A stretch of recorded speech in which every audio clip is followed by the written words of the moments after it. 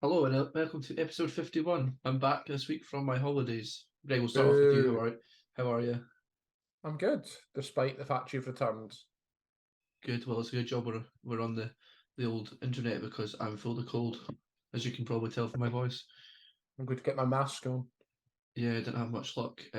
My flight was cancelled on Friday, so I had to fly back the following morning. I was due to go to Alton Towers for the weekend, and thankfully, one of my good friends picked me up at the airport on the way, so I got to go in the end. But I think that's where I've acquired this cold. Did he get you a cardboard sign with your name on it to pick you up at the airport? No, I didn't. I was hoping so, but I actually got lost. I was in the wrong. Manchester Airport has multi-story car parks, and I was in the wrong one. So, Or he was in the wrong one? no, I was in the wrong one. I was hoping that I'd hoping it'd be like when the new transfers come in. You know, like when they're flying across the sign, and everyone's standing there with the cameras and that. No. Right, I better ask Kyle before he starts greeting. How are you, Kyle? No, I'm not answering now. I'll just start greeting instead. Good. Right, let's That's move on. fine. Let's move on. Right. Undervalued. No comment. I think you'll find you're very well valued. Our episode without Robert done very well, Kyle. So maybe Robert he's was, the problem. No, Robert was in it. I'm saying nothing. Robert was in it and made the thumbnail, so and I'm not taking that. So anyway, notable results from the weekend. Well, I start. Rangers actually won. Clement's first game and a 4-0 win over Hibernian. I definitely didn't say that they were going to drop points. No one said that. Wasn't me. 10 out of 11 started in the Limsall game. We're still in that game, so obviously there's a bit more focus, I think. I noticed he liked to use wingers, which is nice to see again. Was promising from what I saw, and to top it all off, the cherry on top, the icing on the cake, so to speak, was a Desser's goal, just to wind up Greg. He's working absolute magic. How anyone can get him to score is beyond me. So yeah, that was promising. I didn't really see much more due to the travelling and such. Any games you want to talk about? Talking of people working magic, I'd like to nominate Edward Howe and push that agenda. I have one question for you before Kyle falls asleep. What does it take for Sean Longstaff to get called up for England? Be good. Yeah, he is good. He's been an absolutely key cog in that machine. Newcastle had 8 English players, none of whom get called up for England. It's a key Callum clock. Wilson occasionally, but he seems to prefer Ollie Watkins.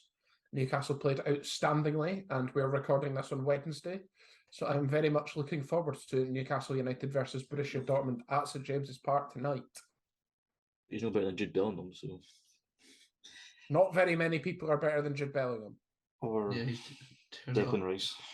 Calvin Phillips. He's better than Calvin Phillips. Well, I heard in the transfer rumour mill that Calvin Phillips is being linked to Newcastle to cover Tonali. Well, that's fine. We can play Longstaff and Phillips. That's fine. Just Longstaff is the better player. I wonder what the odds on that are. I might ask Tonali. No. Let's not make fun of a man's addiction. Move on. Newcastle Bannatynes. That was worse than mine.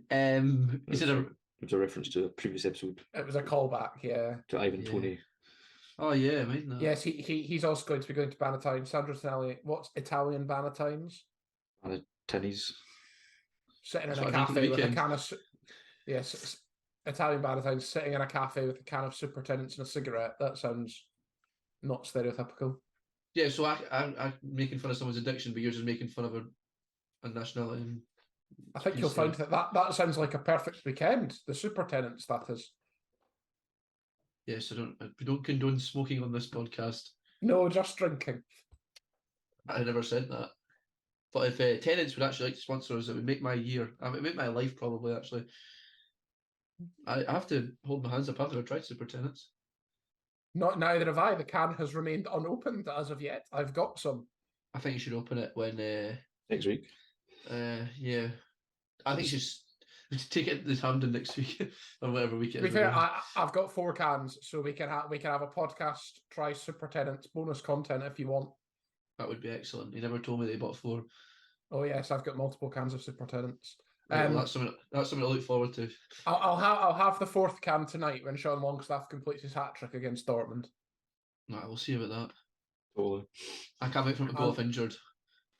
Oh, I would genuinely cry. I might just Or- not upload the podcast if he goes off injured. Or just, own goals. Quite possibly. Right. Kyle, did you see any nice games? I didn't see any games, but I would like to shout out to Marvin and his magic against Annan. Oh, I don't know about magic from what I heard, but yeah, we'll go on to that next. Well, we won, Um, so Yeah, none of us were there, so we can't really give an in-depth evaluation of what actually happened at the game, but Queens did pick up a 1-0 win. From everything that I've heard and watched and saw, Queens looked absolutely guff. I was told that we were quite lucky. Thomas Goss should have scored about 4 or 5, I believe, which is a sad sign. But at the same time, we got a result, so I can't complain too much. I don't think it matters if we played guff or not. Getting over the run of losses was the important thing. Winning the game was the important thing, and we 100% did.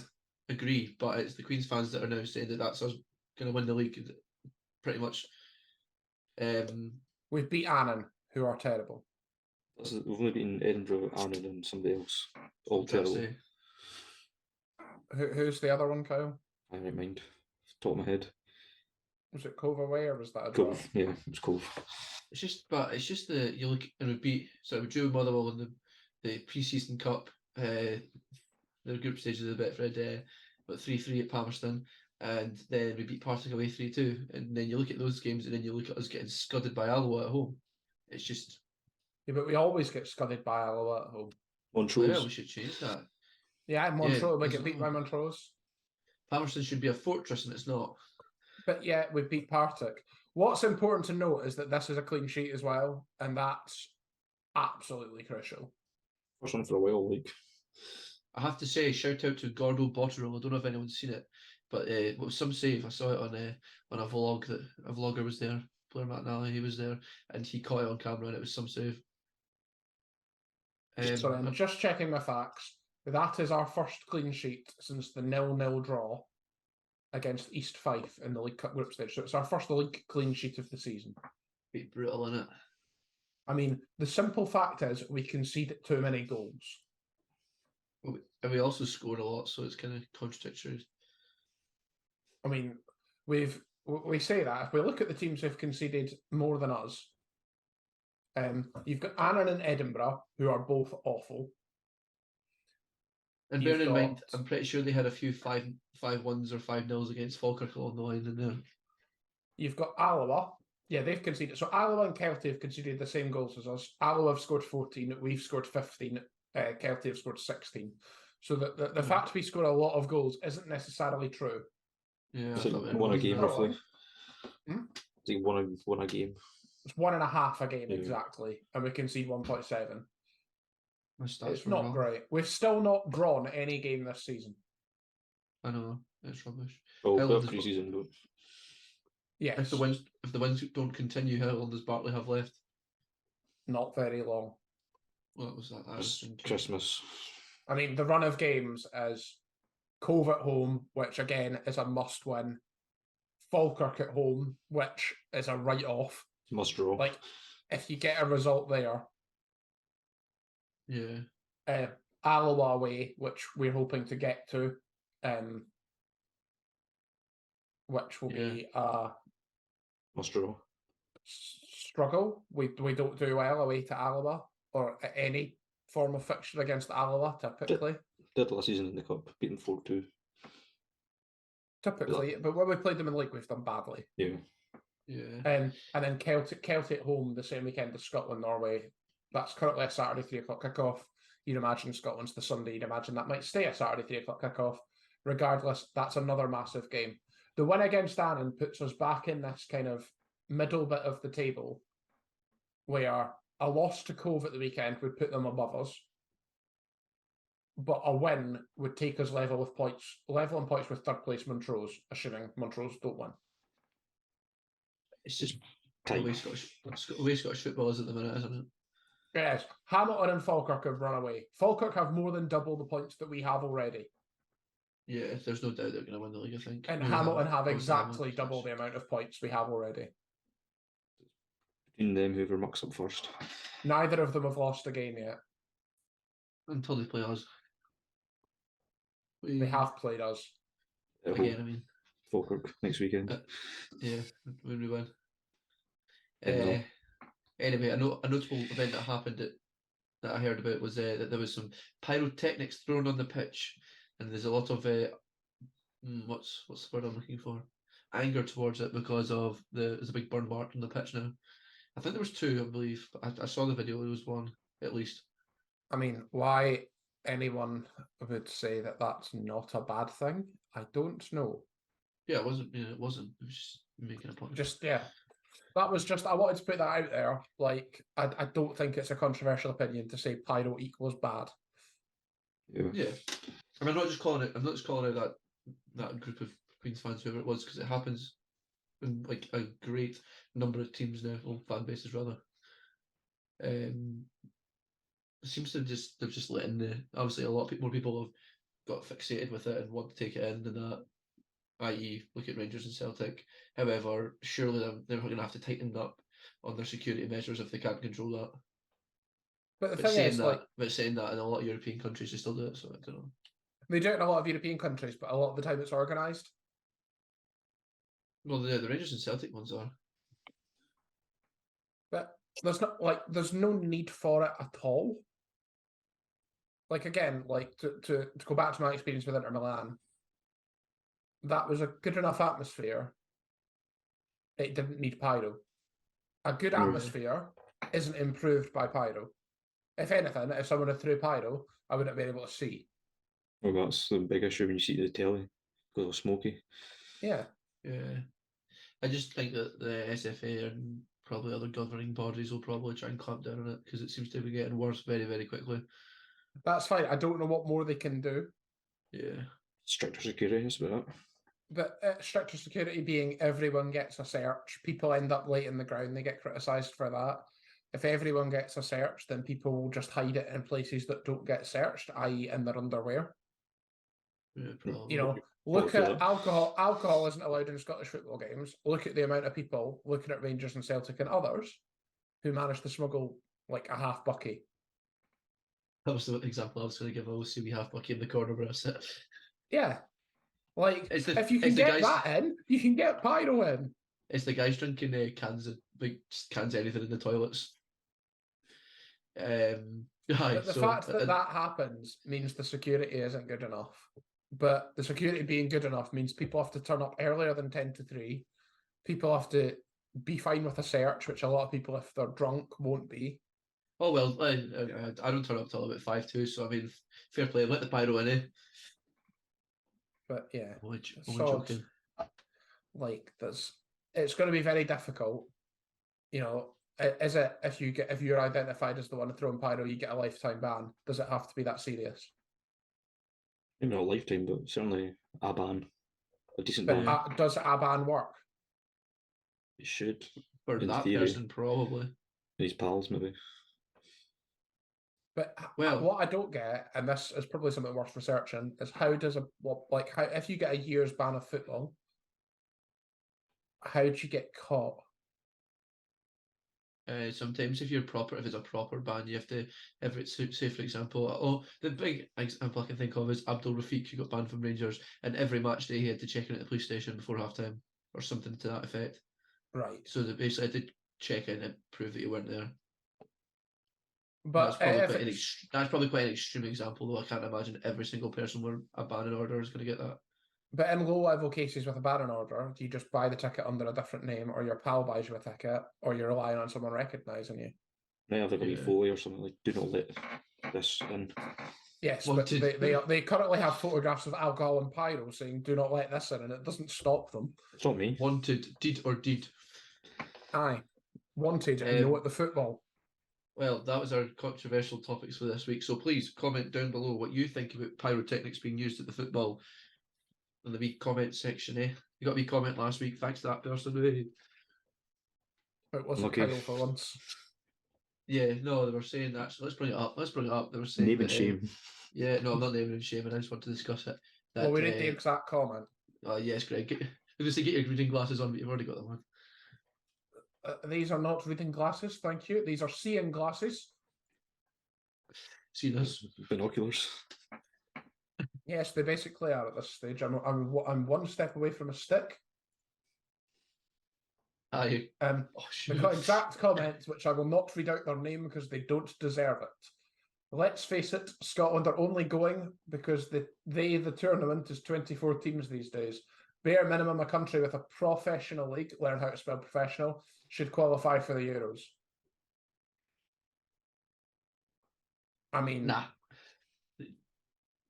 If it was any less than 24 teams, if it went back to 16 teams, it would be the two winners from each of the top two from each of the groups, and we would have got through then. So up ye. Won last year, last time, but however, it must be said, our record for qualifying for the World Cup indicates we're probably not quite there yet. Baby steps. It puts us in great stead. Let's say that. Yes, I gave it a dislike from the 3 Pints and a Clean Sheet YouTube account. No, we have to stay neutral and all No. that. Right, well, we're not talking about that this week. Our Scotland special was last week. Right, speaking about someone who's in Scottish football, Ange Postecoglou is doing an amazing job at Spurs, it seems. 9 games unbeaten on top of the league. Best start of any Premier League manager after 9 games. Can't argue And he's with those still not lost a home game as manager of any club in Britain. That's pretty mental, isn't it? Home league game, I believe. Yeah, it will be, I think. Because That is Champions League. mental. It is. Mental. I wrote down, has he proved his critics wrong? I would say No. so. I would. I mean, perhaps no one expected them to have this good a start, right? But if we go through who they've played, 2-2 draw opening day away to Brentford. They've not been all that this season. 2-0 win home against Manchester United. Okay, that's a good result. I was going to say, it appears anyone can do that these days. Yeah, but Nah, still a decent result. Right? 2-0 win away to Bournemouth. standard. Not very good. You're wanting that. You're expecting that, rather. 5-2 win against Burnley. Burnley, not very good. I'm sorry, I'm going to stop you here. You can only play who's in front of you. I mean, you can. 2-1 win against Sheffield United. Those goals coming in the 98th and 100th minute. I would like to add, these are the games you have to win. Exactly. They are. These are the tough ones. We've reached a good team. Arsenal away, 2-2 draw. A lot of teams, a lot of the better teams tend to lose their league running with stupid wee losses against these teams, though, like Kyle said. Liverpool at home, 2-1 win. Kyle, do you want to comment on why I'm going to question whether we can count that as a good result? That was referee blunders. Right. Amongst others. 1-0 win away to Luton, flattered to deceive a bit. 2-0 at home to Fulham, pretty standard. That's all their games. They've got Palace away. They've then in November their fixtures are Chelsea at home, Wolves away, Villa at home.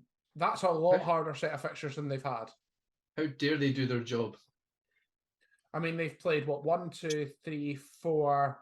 They've played all of the bottom 4. They've also played 14th, 13th. They don't make up the fixture list. You can only play who's in front of you.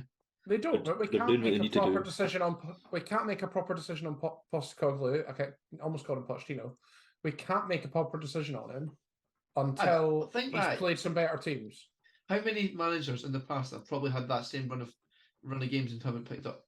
And have been undefeated in 9. No. For Spurs, quite a few. He's doing well with that Spurs squad, but he's not going to win the league. I never said once that he was. If you said 9 games ago, is he going to be top league, you would say no. Yeah, exactly. That's what I'm trying to say. That's what I mean. He's proved his critics wrong. From a Tottenham Hotspur perspective, yes. From a Premier League perspective, he's had quite easy teams. No, he's got no European football, which helps. From a Greg perspective, yeah, that's the only kind of blessing I think they've got right now is that they don't have the extra games during the week. And they've been relatively injury-free. But also with the Carabao Cup and all, so... Yeah. Well, yet again, I'm going to ask you, leave your comments below, please. Yes. I feel we could debate this all day. Like, similarly, Chelsea, 12 points, right? Just for comparison. Chelsea Twitter pull up. Chelsea's fixtures in comparison. Chelsea have 12 points. Tottenham have 23. Chelsea have played Liverpool, West Ham, Luton, Brighton, Villa, Bournemouth, Forest, Arsenal, Burnley, Fulham. Like, when you look at that, Chelsea have had slightly harder teams, but not overly hard teams. Like, you've got to give him Similar. credit for that. He's doing better than Pochettino. There we go. It's not really a It's comparison. not based. It's not based on your own opinion, though. That you're basing these off as. So's all of this podcast. If I can't use my own opinion, what's the point of this podcast? No, but I'm saying like you're just brandishing teams with your own brush. Well, I'm not. I've told you they've played all of the bottom four. 14th and I 13th. don't know. I think this is going to go to a poll. I'm going to put a poll up. They've also played 4th, 3rd, and 8th, but that 8th team is Manchester United. That's exactly what I mean. You're brandishing them with the brush because you don't like Man United. They might not be as good as the team they might not be as good as they were before, but they're not a bad team. They've not played Everton yet, and Everton are really jobby. Oh, yes. Don't start them off on Everton. Actually, that's true. It was found out today they might get deducted 12 points. That would put them on -5. So let's do that. Why would they get deducted points? Financial fair play and spending issue rules. So there's questions as to whether Mr. Rashidi has acted correctly. There's issues regarding the funding of the stadium. It's not looking good for them, really. It's not looking good, bruv. The saving grace for Everton is that they've got Sean Dyche, who's a decent manager. Like, I wish they'd appointed just someone terrible. I don't think he's that good. I don't like him, so I don't think he's that good. Brexit jackals. What's your problem with Sean Dyche, out of interest? I don't know, I just don't like him, so he's You're not very good. You're not allowed to dislike him because Greg likes him. Oh no, I want to know why he doesn't like him. He's scared of bald people. I never even said anything. Right, well, like I said, comment down below what you think, if you think he's made a good start or a mess start, as Greg would imply. I did write, I was watching... Oh, no. I never said meh. I did not say meh. I said we have to... You didn't say meh, but what did you say? That we have to take 7 wins and 2 draws from 9 games with a pinch of salt.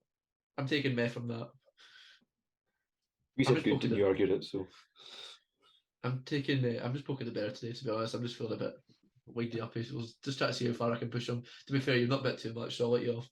He did the article I was reading, and I did watch part of his interview. Is despite the Fulham win, he warns his players not to be wasteful. I think that's him kind of laying the foundations of when the loss comes in. That's what I would take from that. If the loss comes in. When? Right, you can't say. Nah, joking. When they play Newcastle. To be fair, actually, their December, like I said, what their November looks like, their December looks tough. Their December is they're playing 7 games in December. They're playing Man City away, West Ham at home, Newcastle at home, Forest and Everton May, Brighton away, and Bournemouth at home May. So, like, it's not. I'm saying the fixture list has been kind, and it'll be interesting to see. Especially if they get a few injuries, because there's not a massive amount of... You've kind of got Son up front and Maddison. If one of them gets injured, you really worry. Yeah, to be fair, I'll give you that point. Yeah. Kulusevski's okay, and then Richarlison's one of the options. And he's got him scoring. We're playing better anyway. Yeah, he's got him playing better. I worry about how difficult it's going to be. The thing you would say about Postecoglou from Celtic is that he bounced back well after a loss. Yeah. Yes. So that would be interesting to see how that goes, yeah. And he seems... Yeah. He's certainly won the fans over. I don't know if you saw after the game. I was on the background in the pub, I was playing darts. But I've seen it and they're all singing and dancing and hugging and such. That's because they know it's not going to last and they have to enjoy it now. That's what I want to find out. If and when Tottenham lose, does it spiral like previous Tottenham things have into a massive crisis, or does Ange calmly manage it? I don't know. I think it'll be okay. Before, so. We'll see. It'll be interesting. We can come back to this. It's not. So, aye. Any other points to make about that, or are we happy to move on? Just like I said earlier. No, it's fine. Right. I've got a new game this week, so it's time to move on.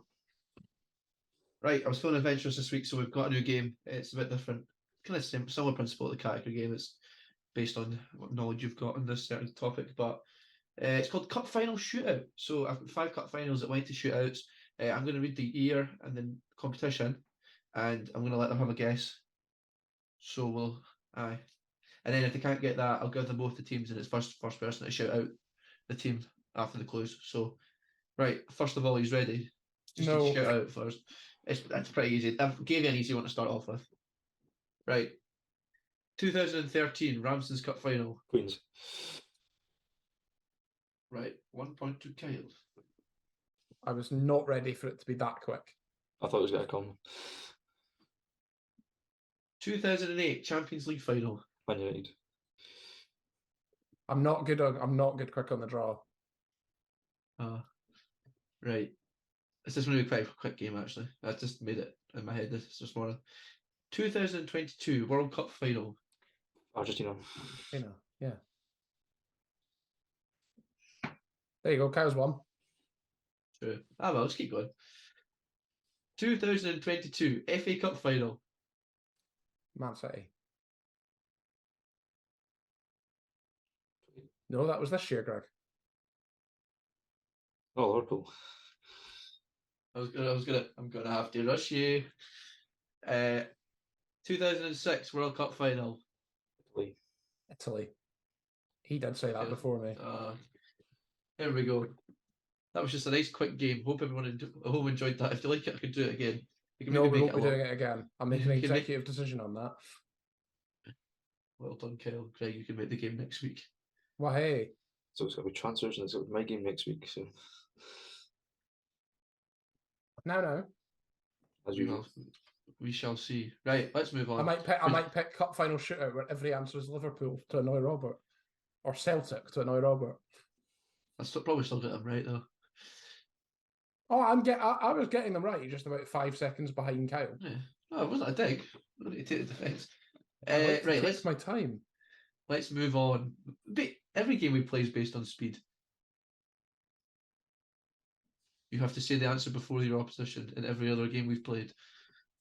You can take your time with categories. You can take the mic. Mummy and Daddy are fighting again. When was the last time we played categories? Maybe bring it back. Right, anyway, predictions. Not good last week. Mainly due to the fact there's only 2 games that went ahead. That was Kyle's fault. Well, I made the storm, didn't I? Yes. Kyle picked the games, and then immediately after we recorded the podcast, they all got postponed. So we had the 2 wild cards only. We had Union Berlin, who got beat 3-0 at home to Stuttgart. Me and Kyle both got that right. And we had the FA Vase, where we had Abbey Hay at home to Runcorn Town, and me and Robert both got that Abbey Hay would win 1-0 correct. So that's 2 points for me, 1 point for Robert, and 1 point for Kyle. Total scores now being I'm on 29 and Robert and Kyle are on 24. So I've got something to be happy about this week. This week, it's my choice of the games. Back to a full complement. Hopefully none of them are postponed. First game in the Premiership is Livingston versus Dundee. Livy did play last week and were beaten 3-1 at Rugby Park. They're 7th. Dundee's trip to Pittodrie was postponed, but they played Ross County on Tuesday and drew 0-0. They remain 10th. I think it's going to be a draw. I'm going for come on, Livingston. Just say the Spaghetti Boys. That'll be Livingston. Scottish Championship, Raith versus Dunfermline, a nice Fife derby. Dunfermline lost 1-0 at home to Ayr at the weekend. They're 7th in the league, but have lost their last X amount of games. I've not put the number in. Raith are 2nd with 3 wins and 5, but their game against Arbroath was called off. I think Jabrowski boys really Raith are going to win. You're going for Raith. I'm going for Raith also. I think it's a hat-trick for Stark's winners.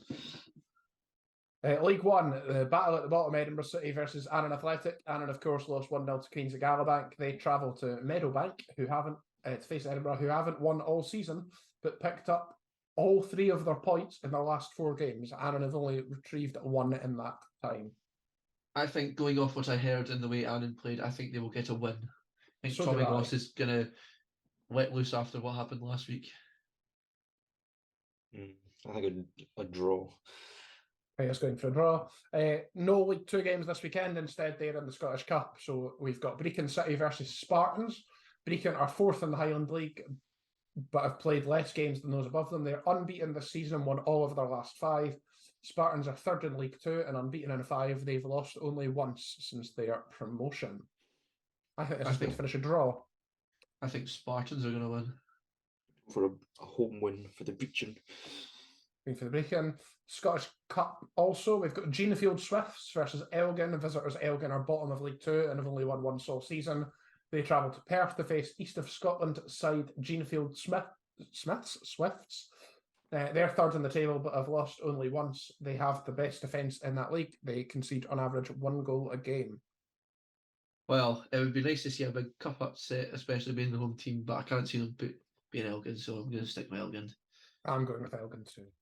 I'll just go Elgin as well. And the last game is in the Championship. It's the game I'm going to this weekend. It's the Severnside Derby. Cardiff City versus Bristol City. Cardiff are currently 6th in the league, but only have 1 win in 4. That was on Tuesday. They won 4-0 away to Huddersfield. They face 12th place Bristol City, who beat Coventry at the weekend. Cardiff. I'm going to see Cardiff City. I'm also going for Cardiff. I didn't hear what Robert said. I said Cardiff at the start. Oh, so that's 3 Cardiffs. So if there's one thing, I'm going to be disappointed this weekend. That's the end of predictions. Thank you, Greg, as always. FPL update. We've had a bit of movement in the number 1 spot, but currently as it stands, Cyril Brendan Doob is number 1. Well done, Doob. Cyril. Doob. Second place. It's actually Cyril Dessers. I've proven you wrong. Second place is Gregory Notman. Well done, Greg. You did have about 10 minutes in the number 1 spot, I think. I did. I had some time. I think I'm number 1 in a different fantasy football league, but Cyril Brendan Doob is not in. I might just report it. Who's the admin and when can they remove him? I don't actually know. Who made it? Was it me? You think it was Kyle? It was me that made it, so I could remove him if I was wanting to win. Why would you? He's joined the league. Because I don't know who he is. Cyril, if you're listening, comment below. He's going to win and you're going to cry. To be fair, you're not the only person I think would be upset if they didn't win, so it's going to be a tight one. Talking about someone who might be upset if he doesn't win, Kyle Pagan's dropped to 3rd. Be interested to hear his opinion on that. Falling apart. He's 1 point behind. Kyle Palmer sits in the 8th, and me being probably the most consistent out of all of us in 15th is me. You had a good week. Yeah, I did actually. I had Captain Son, so he's going to give me a wee boost. I think it was 63 or 65. I can't remember. Need to get the finger out a wee bit though. You do. Have you played that wild card yet? I've not played any wild cards yet. Oh, I've played my wild card. I played my wild card a while ago. I think what it does. Yeah, I never used it before. It means you can change your whole team. You get 1 minute, you can just change your whole team. You get unlimited transfers. No, I didn't pick in the wrong players. Well, that's the point of the game. It does. Right, well, I think that's all for that. So we'll keep you updated as always. And I think we're at the end this week though. I don't even know what time we're at. Oh, look at that. It's not on the wall yet. It's not on the wall yet. Yeah, it's lovely. Very jazzy. It is. Very nice. I am It's jealous. going on that wall. You'll be able to see it soon. He's currently sleeping with it. Yes. So Remake yeah, of that's all. Stephen Dobie. You're not the only person I can imagine that does that, so wish we still had him. But yeah, please make sure to like and subscribe on this video if you haven't already subscribed. I think most of our new listeners haven't subscribed yet, so do that. Give us a like, much appreciated. Comment down, remember, if you think Ange is doing well and what you think about Pyro. And Cyril, you have to comment as well. This is obviously 51, so 52 is our yearly episode, so there'll be a special, but I won't spoil it yet. We'll keep that for next week. But thank you very much for listening, and this has been episode 51. Hurrah! Bye. Bye.